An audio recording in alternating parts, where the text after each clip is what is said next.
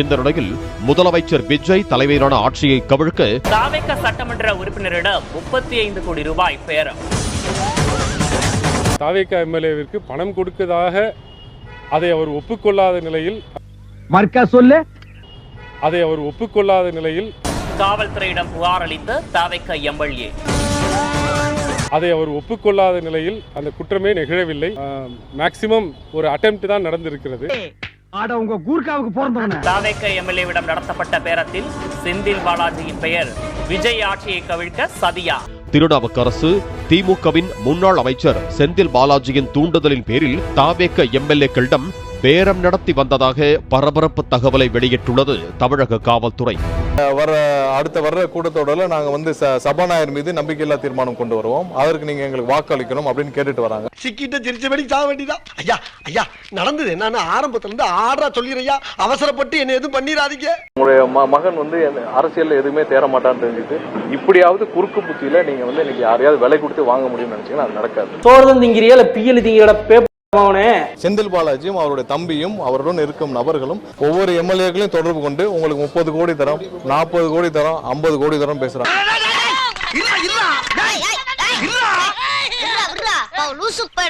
திமுகவின் கொங்கு மண்டல பொறுப்பாளரும் முன்னாள் அமைச்சருமான செந்தில் பாலாஜியின் தூண்டுதலின் பேரில் போன மாசம் தானே நான் அடிச்சேன். அது போன மாசம், நான் சொல்றது இந்த மாசம். அவரது சகோதரர் அசோக்குமார் இந்த எம்எல்ஏ பேர விவகாரத்தில் நேரடியாக சம்பந்தப்பட்டது தெரிய வந்தது. இந்த பொழப்புக்கு 4 பேர் உங்களுடைய மகன் 5 வருஷம் நீங்க ட்ரெயின் பண்ணி பாத்தீங்க, எதுவுமே நடக்கல. நீ அந்த விஷயத்துக்கு செயல்பட்டு வர மாட்டானு. அதாவது ஆதாரத்துடன் 35 கோடி ரூபாய் பேரம் பேசியது எங்களுக்கு ஆதாரத்துடன் காவல்துறைக்கு வந்ததால் உடனடியாக கைது செய்யப்பட்டார். உண்மையில 600-650 திருட்டு கேஸ் இருக்கு டிபார்ட்மெண்ட்ல. மொத்த ஜாதமே எங்க கையில இருக்கு. எப்படியும் தாவேக எம்எல்ஏக்கள் தங்களின் இழுப்புக்கு வந்து விடுவார்கள் என்ற நம்பிக்கையிலேயே இந்த ஆட்சி விரைவில் கவிழ்ந்துவிடும் என்று திமுக தலைவர் ஸ்டாலின் பேசி வந்ததாக அமைச்சர் நிர்மல்குமார் குற்றம் சாட்டி இருக்கிறார். தேர்தல் எப்ப வேணாலும் வரலாம், விரைவில் வரலாம், ஒரு 3 மாசம் கழிச்சு வரலாம், ஒரு 6 மாசம் கழிச்சு வரலாம். ஏன்னா ஆட்சி என்பது மெஜாரிட்டியோட வெற்றி பெறலாம். என் முகத்தை பார்த்து ஒன் மோர் ரிப்பீட். தேர்தல் எப்ப வேணாலும் வரலாம், விரைவில் வரலாம், ஒரு 3 மாசம் கழிச்சு வரலாம், ஒரு 6 மாசம் கழிச்சு வரலாம். இந்த மாதிரி கேரப்பைய கேள்வி எல்லாம் கேட்டா உன்னை அடிச்ச கொண்டு விடுவேன். எந்த பணியும் செய்யலாம், வாக்காளர் சந்திக்கல, வாகனம் ஒரு நினைக்கல, பூஜை நினைக்கல, இன்னும் சொல்லணும்னா கவுண்டிங் ஏஜென்ட் கூட பல நினைக்கல. அப்படிப்பட்டவர்கள் இன்னைக்கு வெற்றி பெற்ற ஆட்சிக்கு வந்திருக்கிறாங்க. ஒரு சில பேர் மிரட்டப்பட்டுள்ளனர். அந்த மிரட்டப்பட்ட எம்எல்ஏ ஒருத்தர் இன்னைக்கு புகார் அளிச்சிருக்கிறார். சோ இதற்கு நீங்க இன்னைக்கு 40 கோடி 50 கோடி கொடுத்து ஒரு எம்எல்ஏ விலைக்கு வாங்கும் அளவிற்கு ஸ்டாலினுக்கு கொஞ்சம் கூட வெக்கமா இல்லையா? உனக்கெல்லாம் வெக்கமே இல்லையாடா? சோறு தானே திங்கிற. எரிச்சல் வருது இவனை, நான் கெட்ட வாரத்துல திக்கி போயிருவேன். அப்புறம் வெத்தம் கொதிக்குது உன்னை பார்க்க. நீங்க அதெல்லாம் மகனை முதல்ல ட்ரைனிங் பண்ற வேலையை பாருங்க. உங்களுடைய மகன் உதயநிதியை ட்ரைனிங் பண்ற வேலையை பாருங்க. நீங்களே கடைசி வரை அரசியல்வாதி ஆக முடியவில்லை. அதனால கடைசி வரை உங்க பேரை சொல்லி ஸ்டாலின் தலைமையின் அரசு என்னைக்கா சொல்லியிருக்காரா? திராவிட மாடல் அரசுன்னு சொல்லுவார். ஏன்னா அவருக்கே அந்த தைரியம் கடைசி வரை வரவில்லை. கடைசி வரை அவருக்கே ஸ்டாலின் தலைமையிலான அரசு என்னைக்கா சொல்லியிருக்காரா? அது என்னைக்கும் அவரால் இது எதுவுமே இல்லை. அவருக்கு அந்த தைரியம் கடைசி வரைக்கும் வரல. அது கடைசி வரைக்கும் திராவிட மாடல் அரசு தான் சொல்லியிருக்காரு. இப்பவும் சொல்றோம், திமுக அத்தியாயம் இத்தோடு முடிஞ்சு. இந்த நாட்டை விட்டே ஓடி போய் என்னங்க ஐயா? அதான் நீ நாட்டுக்கு செய்யற நன்மை, நாட்டு மக்களுக்கு செய்யற நன்மை, நாட்டு ஜனங்களை பிடிச்சிருந்த தரித்திரமே ஓடி போச்சுன்னு நினைப்பாங்க. இன்னைக்கு வரலாற்றில் எப்போதும் இல்லாத அளவுக்கு திராவிட முன்னேற்ற கழகம் மிக மிக பலவீனமாக இருக்கிறது. அரசியல் அனாதை திமுக இன்னைக்கு. இல்லப்பா, அடிமேல் அடி விழுந்துட்டே இருக்குப்பா.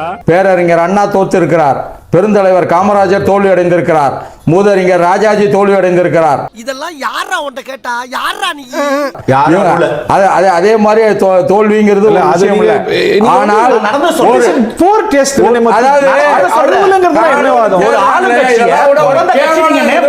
ஒரு ஆளுங்கட்சி சொல்லுங்க, பதவி மேல ஆசையா? அது பேர் பணமா? கண்டு விட்டாளையா, சூச்சமத்தை கண்டு விட்டாளே. இன்னைக்கு நம்ம தலைவர் அவர்கள் முதலமைச்சர் ஆகணும்னு மக்கள் போட்ட ஓட்டுல ஜெயிச்சுட்டு பதவிக்காக சொல்லாம கொள்ளாம ஓடி போயிட்டாங்க. தண்டவாளத்தை ஓடிக்கிற பாக்குறியா?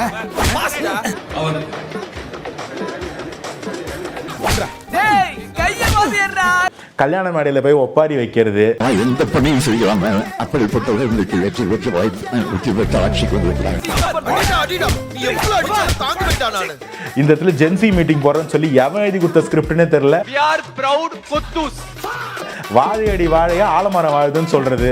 வெட்ட வெட்ட வளைய இது வாழை மரம் இல்லடா, வாழையடி வாழையா இருக்கு ஆலமரம் திமுக. என்னடா டயலாக் இது? எவன் எழுதி கொடுத்தானோ அது இப்படி பேசிட்டு போறான். இந்த மாதிரி எல்லாம் பேசிட்டு இருந்ததுன்னா நாங்க இவங்களுக்கு மக்கள் மேல அக்கறை இருக்குன்னு நினைக்கிறதா? ஓகே, பட்டு தெரிஞ்சுனா புத்தி வரும்.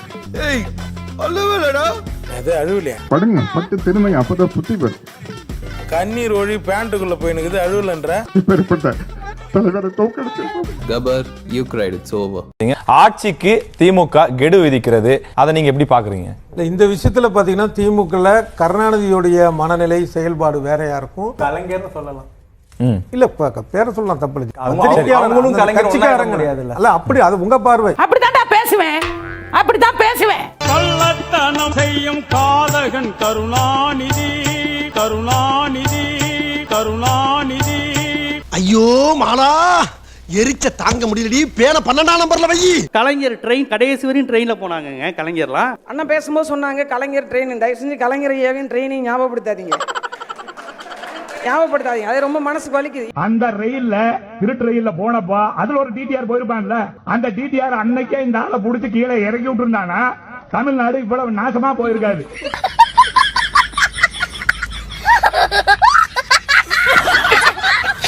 காளியம்மாள் சொன்னாங்கன்னா ட்ரெயின்னு சொன்ன உடனே எனக்கு வேற ஞாபகம் வருது அப்படின்னாங்க. அவங்களுக்கு தெரியாததுல அது உண்மை சம்பவம் கிடையாது. அதெல்லாம் வதந்தியா பரப்புனது கலைஞர் ட்ரெயின், அது உண்மை சம்பவம் கிடையாது. வீட்டுல கும்பலையா கூட இவ்வளவு அழுக மாட்டாளுங்க, ஆனா நீ இந்த ஆளே அழுகிறியடா, இந்த ஆளே அழுகிற நீ. அது எல்லாம் அது எதிராக இல்ல, உண்மை உண்மையை கண்ணா முன்னான்னு பரப்பி விடுறது. அண்ணாவை பத்தி கலைஞரை பத்தி ஏன்னா அழுகிற